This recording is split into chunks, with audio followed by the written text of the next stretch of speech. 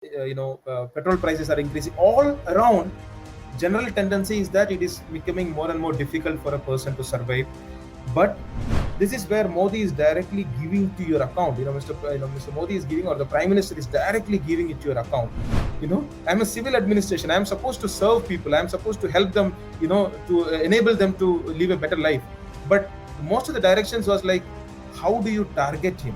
And the territorial aggression reply app ban panna adu vandu very kevalamana response. Like it's hardly a response that you can say.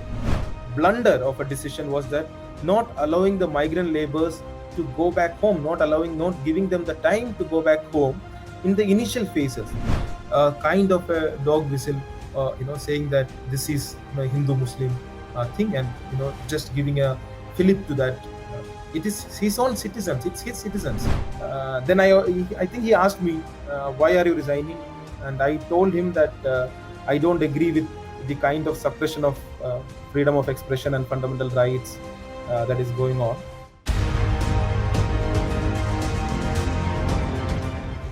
மத்திய அரசின் கீழ் செயல்படக்கூடிய நிறுவனங்கள் பெரிய அச்சத்துல இருக்கு. குறிப்பா மக்களின் மீது மதச்சாயம் பூசப்படுகிறது. ஜனநாயக விரோத நடவடிக்கைகளை தேசபக்தி என்ற பெயர்ல இந்துத்துவ கொள்கைகளை முன்வைப்பதாக எதிர்கட்சிகள் பயங்கரமா குற்றச்சாட்டை முன்வைக்கிறாங்க. ஆனாலும் மோடி தலைமையிலான அரசு மீண்டும் வலுவாக 302 இடங்கள்ல வெற்றி பெற்று தனிப்பெரும் கட்சியாக இருக்கிறது. இதை நீங்க எப்படி பாக்குறீங்க?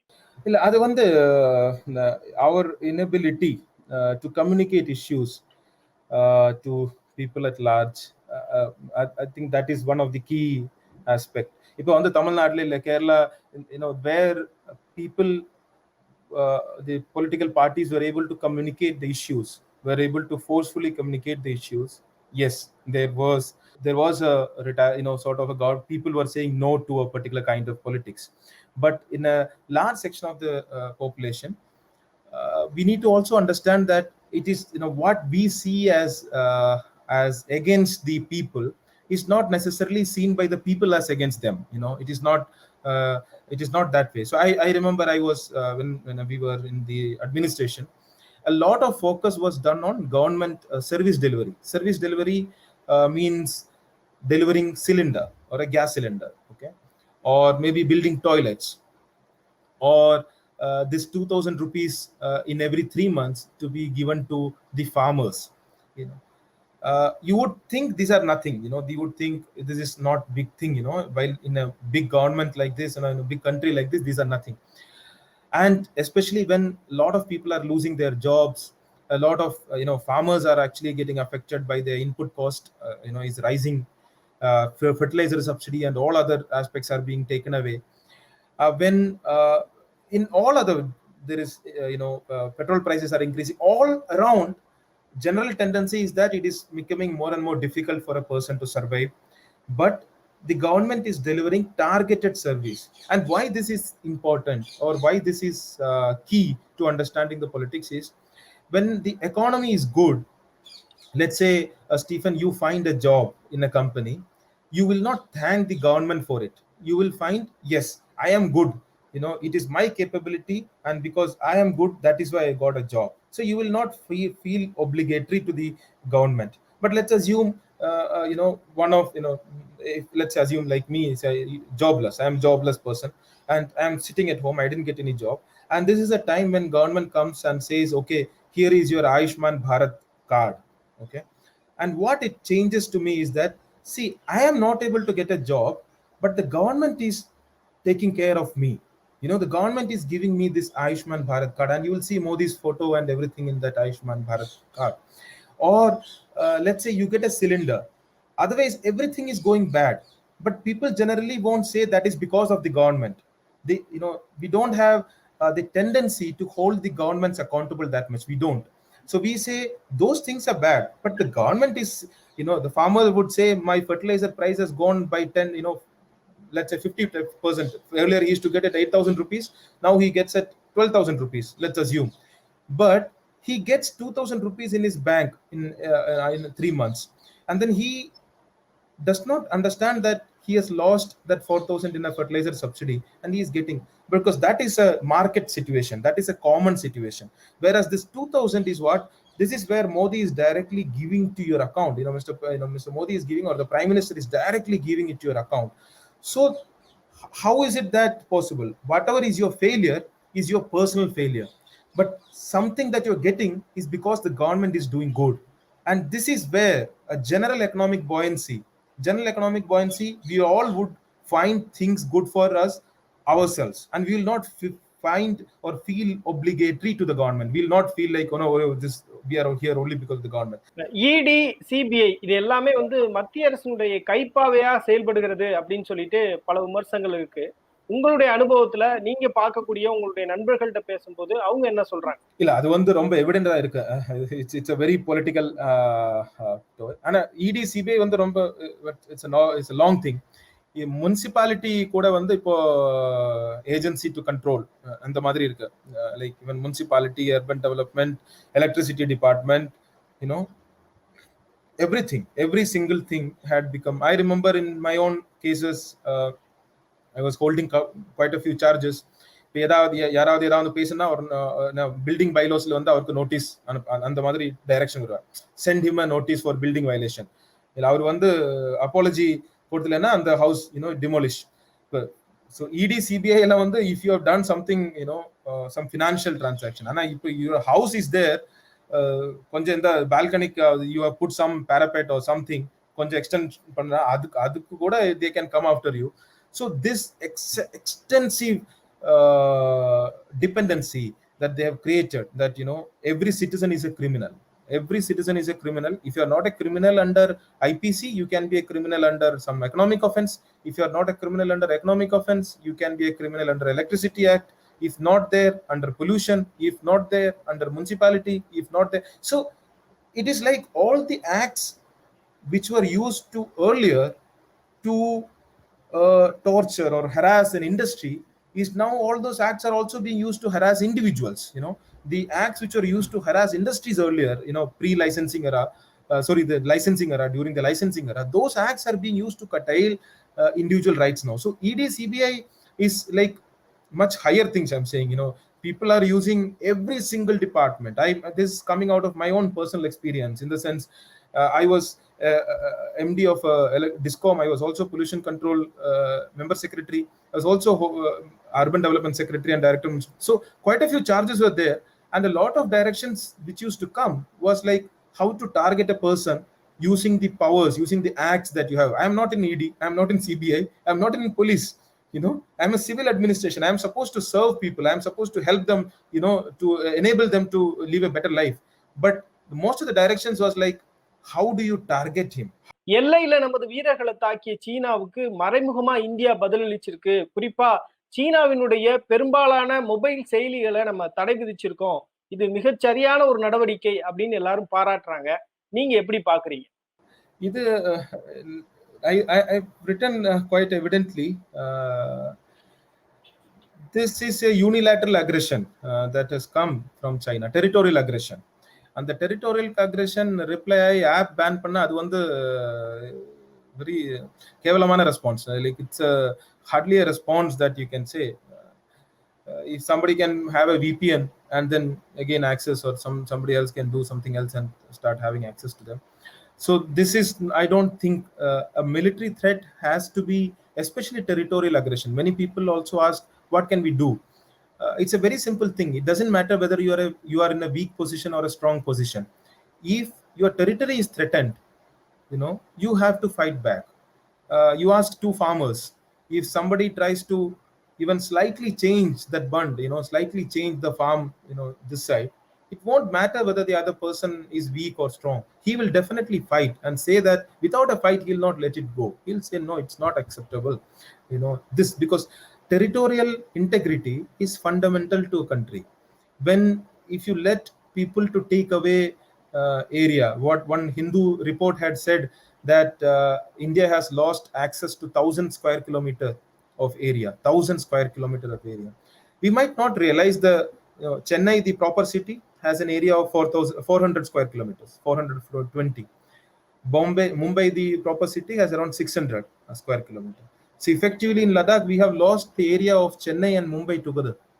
That is the amount of area the extent of area that we don't have access to now. I'm not saying we were thrown out of that area, but we were prevented. Earlier we had access, now we don't have access, and that is not an acceptable position.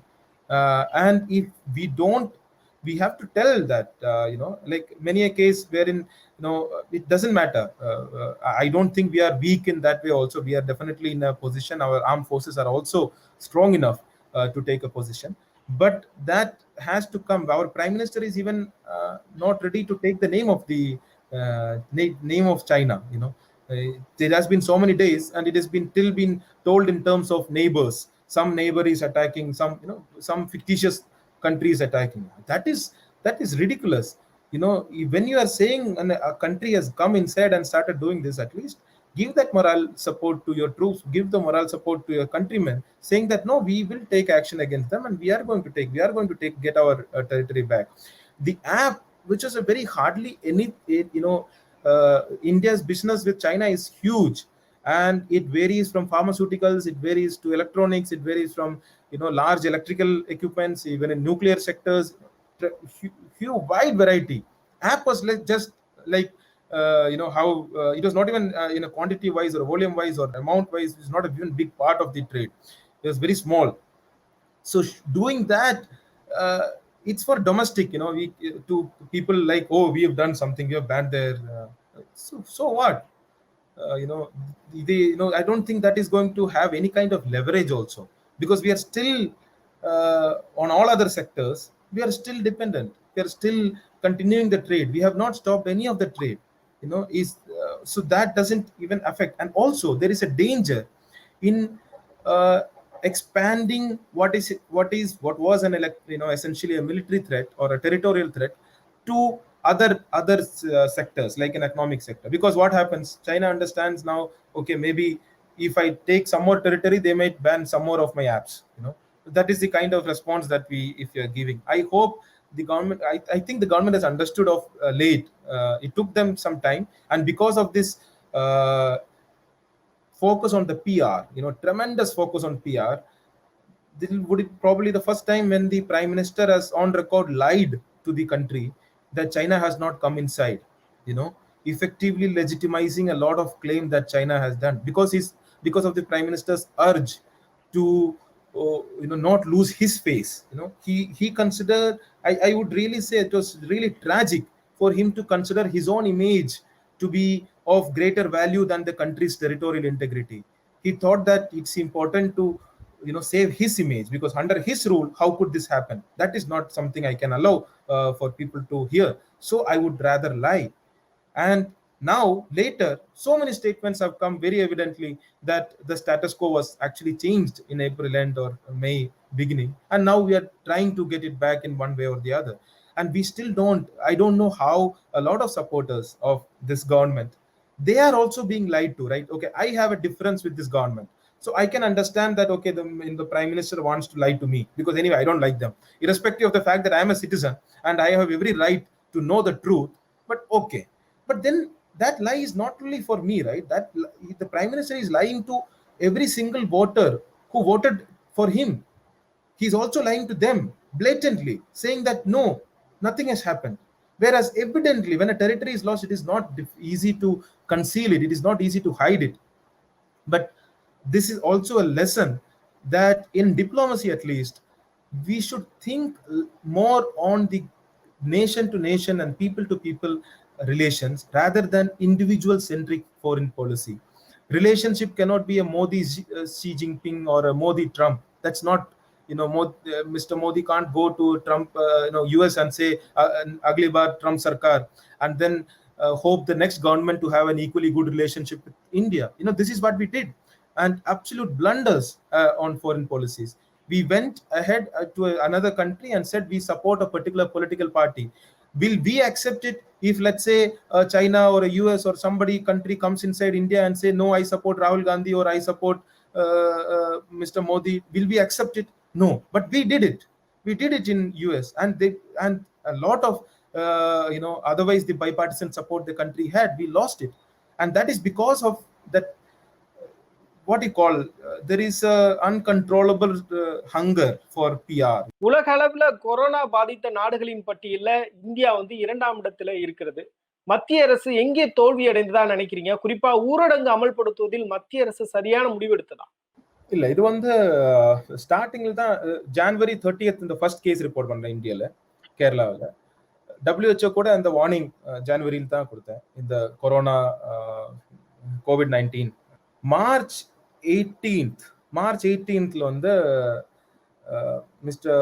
இந்த minister of state for finance அவர் பார்லிமெண்ட்ல reply கொடுத்துட்டேன். ஆனா Covid does not affect Indian economy. Covid வந்து Indian there won't be any effect. March 13th வந்து இந்த நம்மளோட health minister said that there is no, India does not have to worry about corona. March 13th health minister, March 18th வந்து minister of state for finance.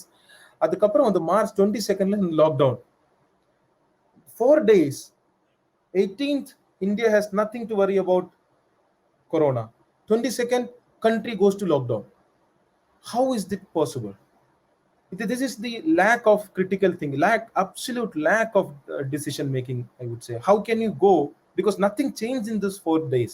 Nothing changed except that government started getting or started understanding this issue, which they should have done months before, and they could have controlled also. I'm not saying all of it is government's fault or anything, because it is happening all across the world, but to a large extent we made some few very terrible mistakes. First, the lockdown, and it was, of course, in the way it was pitched, was that if we all stay at home for 21 days, this is like a battle of Mahabharata. It was for 18 days, and this is for 21 days. If we fail this, then we will go back 21 years. And probably that is the only truth Mr. Prime Minister has said, that we are probably going to go back 21 years. And this thing, the way it was pitched, and then it was very clear. In fact, I wrote on 24th was our 21 days lockdown announced, and I remember writing on Twitter on 25th the futility of a 21 days lockdown. I was thinking that it is important for us to critically analyze that what is it that we are going to achieve during this 21 days lockdown. And then another very blunder of a decision was that not allowing the migrant laborers to go back home, not giving them the time to go back home in the initial phases, rather asking them to stay in places of high incidence of COVID, in big cities especially like Mumbai or Delhi, because you remember in that time these were the places where they were having such kind of high number of cases, and the migrant workers were effectively forced to stay there during that time. And it was, maybe because the decision making was also a balcony centric decision making. All the thoughts were from the balcony, you do this, from the balcony you do that, because that was the vision. That was from where he was seeing things. That was the audience he was addressing to. The decision making, not just saying prime minister, but the decision making was also addressed to those people who has a balcony and who can afford to lock themselves down in a home for 21 days without having to go out. Whereas a large majority of this country has to go every day out to earn their bread for that day, and that is how they survive. For them, it was not possible to do in a way it was asked them to do. And if you have ever been to a construction site, you will know how workers stay there. They have their tin sheds, and in those tin sheds, they make the tin sheds, they stay in the tin sheds, they share a kitchen, they share toilets, and that is how people stay, especially when people come for similarly, you can go to a slum area, you can go to a migrant juggies or slum, low highly concentrated kind of dwellings. So we asked the migrants, you can't go back because the government has said you can't go back. Now you go to your home. Which is their home? A home where they share the toilets, a home where they share kitchen, and in a city where the incidence of the cases are very high. So we said, go back now, and we will allow you to go back later to your home later, but for you now you go back. They were forced to stay in COVID hotspots against their will, and after certain period the government said, okay, now you can go back to your home. without any screening also, without any testing also, without any testing. We just said, okay, go back home. So what we did, we said we forced people to stay against their will in concentrated settings, in shared kitchen, shared room spaces, in COVID hotspots. And then towards the end of the lockdown, we said, okay, now you all go back to your home. This was a disastrous decision making process. பிரதமர் நரேந்திர மோடி குறித்து அதிகமாக உங்களுடைய Twitter பக்கத்துல நீங்க பகிர்ந்து கொள்றீங்க. குறிப்பா மத்திய அரசுடைய பல்வேறு பாலிசிஸ வந்து நீங்க எதிர்க்கிறீங்க. அதே மாதிரி பல ஆலோசனைகளையுமே ட்விட்டர்ல நீங்க பிரதமர் மோடிக்கு கொடுக்கறத பார்க்க முடியுது. பிரதமர் மோடியிடம் பிடித்த விஷயங்கள் என்ன? அதே மாதிரி பிடிக்காதது என்ன?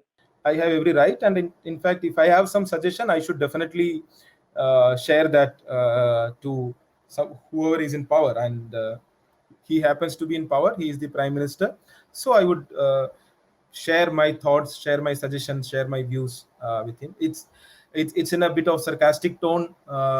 It's a bit of course it is critical, because I am highly critical of his decisions. I honestly feel that a lot of his decisions, which are not driven by rational thinking, which is rather driven by personal bravado, or kind of we can do it kind of a thing, which has caused this nation a lot, which is still causing this nation a lot. And I think to remain at power at any cost is also one of the aspect of it. So I am critical of him on a lot of things, and that is why those tones of the tweets or threads are critical. They are sarcastic, of course, but those suggestions are very honest suggestions, and I do think on issues, and I write those suggestions based on my experience, based on my knowledge and my readings.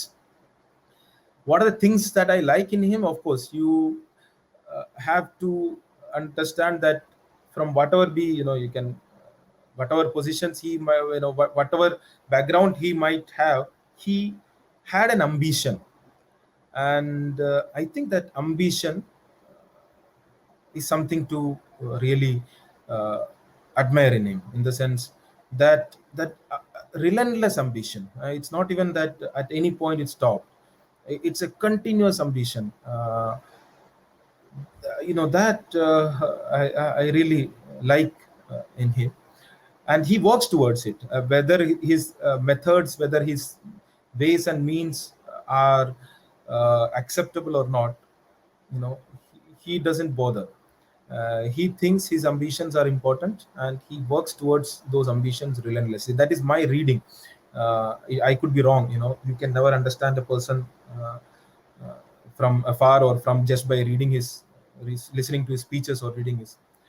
And he has also always tried to show an air of power around him, and I think that is also because of a large amount of insecurities that come in.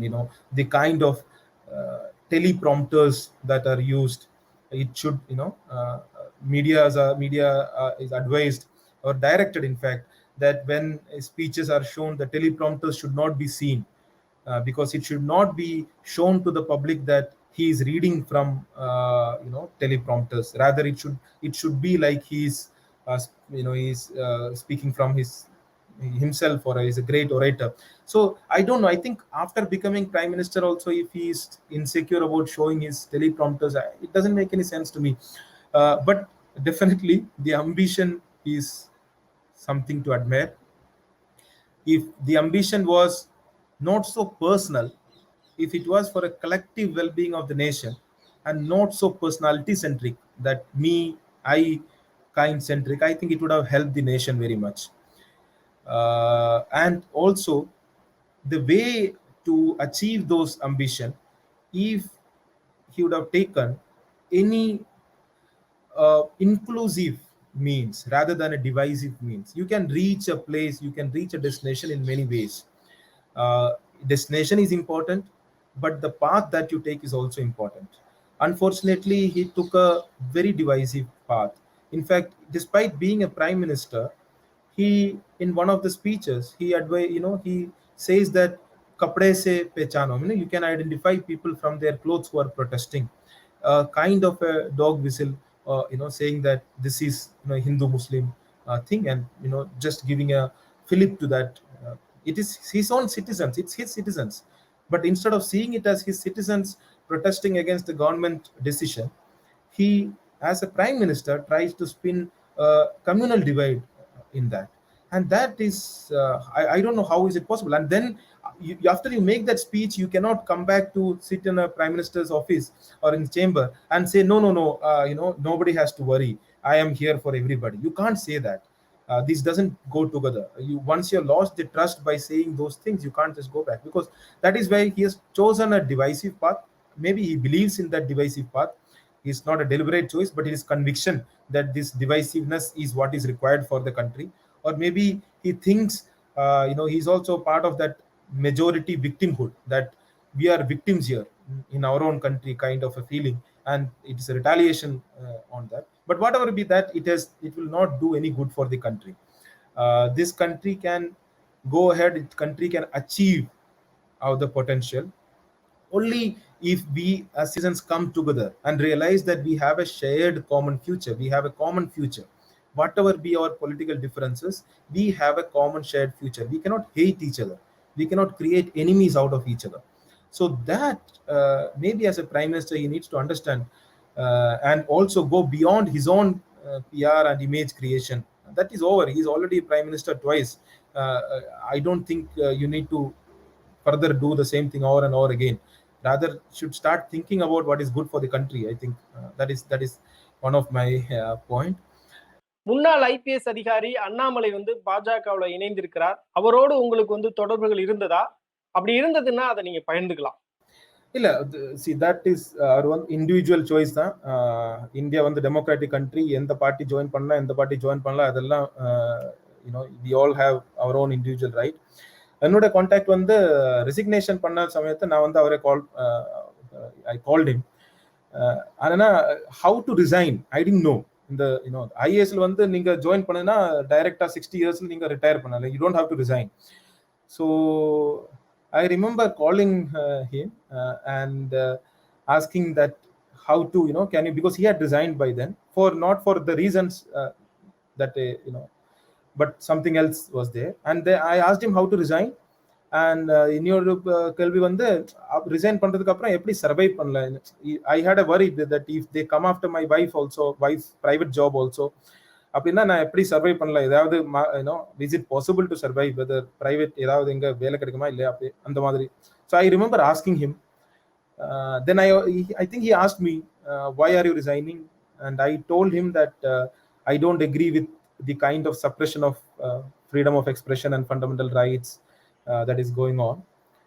So he said okay, and I think he did share all this, how to resign, and shared all the details. And I didn't know at that point of time that he had a plan to join BJP or anything. I thought he resigned because he had some personal. Somebody told me that he wanted to get into startup or something like that. Wanted to get into industries or startup or something like that. That's what my understanding was. So I called him, and he shared the resignation letters and all, how to write the format, etc. So I submitted, and I told him also that I am going to resign for this issue because I find this very suffocating, this freedom of expression issue. But what he decides to do as an individual, it's his perfect this thing, and he has every right to do it. I have, I can give my best wishes to him. Whatever he chooses to do, he do it for the people, and that's all. Otherwise I don't have anything else to share. Of course I would have liked if he would have shared my feelings of maybe the kind of suffocation that deliberately the government is doing. I would have definitely liked it. But whatever is his choice, it's because of his own conviction. It's because he thinks whatever is what is right. So he has every reason to fight for it, and I think that is the message. It's not whether somebody else is fighting for what he's think is right or not. It's whether we are ready to fight for what we think is right or not. Whether a person who thinks that no, Annamalai is wrong, but Annamalai is ready to fight for what he thinks is right. Are you ready to do that? So that is the larger message, I think, to all of us. Are we ready to do that fight? Are we ready to fight for the causes that we think are worthy enough? I don't agree with a lot of things that he says, but I think it's his right to say those things. So no issues there. Thank you sir. பல்வேறு கேள்விகளுக்கு பொறுமையா பதில் கொடுத்தீங்க. மிக்க நன்றி. Thank you so much.